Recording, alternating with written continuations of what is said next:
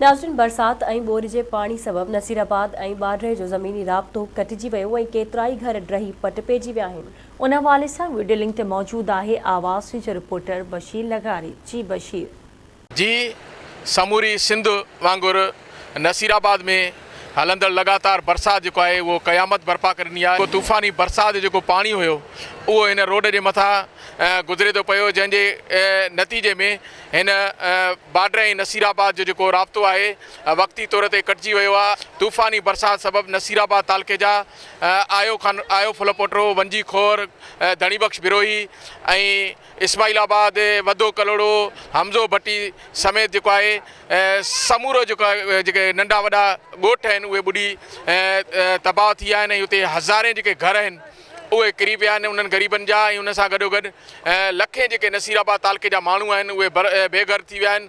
उहे बेयारो मददगार मुख़्तलिफ़ रोडनि जे किनारनि ते वेठा आहिनि। हिन वक़्त ई कंहिं बि सरकारी नुमाइंदे ऐं तक जे चूंडियल MP या MNA उन्हनि ग़रीब मिसकिननि जी का वार न कई आहे, न का उन्हनि जी मदद कई आहे।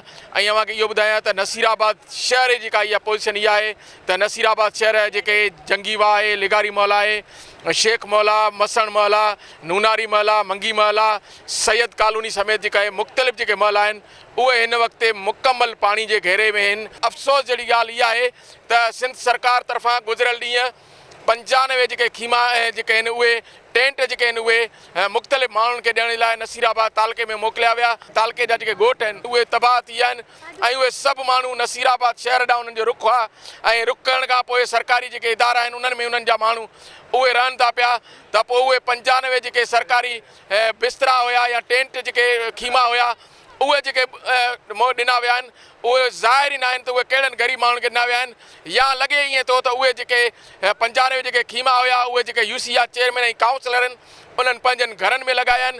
ऐं अवाम जेको आहे हिन वक़्तु बेयारो मददगार